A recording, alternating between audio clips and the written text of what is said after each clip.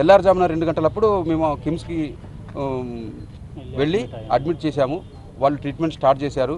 Investigations అవన్నీ టెస్టులు అవన్నీ చేస్తూ ఉదయం దాదాపు 10-10:30 అప్పుడు మమ్మల్ని పిలిపించి, సార్ కండిషన్ అయితే బాగాలేదు, చాలా సివియర్గా ఉంది, అయినా మేము ప్రాధేయపడ్డాం, ఎట్లయినా బతికండి, మా కూతురిని బతికండి, ఏదైనా వైద్యంలో ఏ టెస్టులు అయినా చేసి ఏదో ఒక రకంగా మా అమ్మాయిని బతికేయండి అని చెప్పి మేము అడిగినాము. వాళ్ళు కూడా అన్ని విధాలా ప్రయత్నం చేశారు. కానీ ఈ ట్రీట్మెంట్ నిన్నటి వరకు మేము ఇంకా ఒక హోప్ పెట్టుకొని ఉన్నాం. అందుకే ఆ ట్రీట్మెంట్ చేస్తూనే ఉన్నాం. హోప్ లేదన్నా కూడా ఏదో ఒక చిన్న హోప్తో మేము ఇంతవరకు ఉన్నాము. అయితే నిన్న తెలిసింది ఏంటంటే మెల్లమెల్లగా మిగతా ఆర్గాన్స్ కూడా దెబ్బతింటున్నాయి. బాడీ మొత్తం అంటే ఆరోగ్యం బాగా క్షీణించిపోయింది. అప్పుడు అంతవరకు మా అమ్మాయి మీదనే ధ్యాస ఉంది. బయట సమాజంలో పోలీస్ కేసు ఎలా అయింది, వాళ్ళు ఎలా ఇన్వెస్టిగేషన్ చేశారు, అసలు ఇవన్నీ జరగడానికి రీజన్స్ ఏంటి, వాళ్ళెవరు, వీళ్ళకి ఏమన్నా పరిచయాలు ఉన్నాయా, ఇవన్నీ నాకు ఆలోచించే స్థితిలో నేను లేను.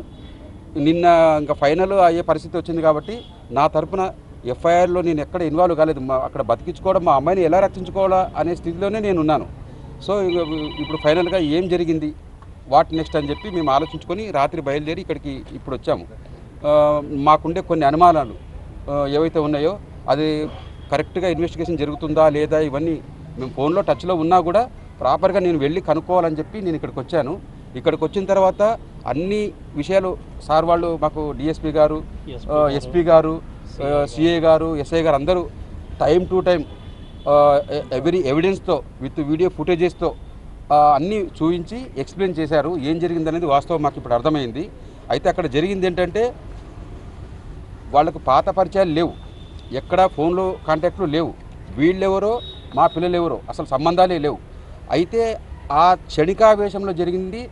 అయితే ఆ చేయడం ఎట్లా చేసినారంటే వాంటిల్ని చనిపోతుంది, హిట్ చేస్తే చనిపోతుందని తెలిసినా కూడా హిట్ చేసి చంపారు చూడు, అది చాలా అమానవీయం, చాలా నిర్దాక్షిణ్యం. అది ఇటువంటి మృగాల్లాంటి మనుషుల్ని సమాజంలో శిక్ష వేయకుండా వదిలిపెట్టకూడదు.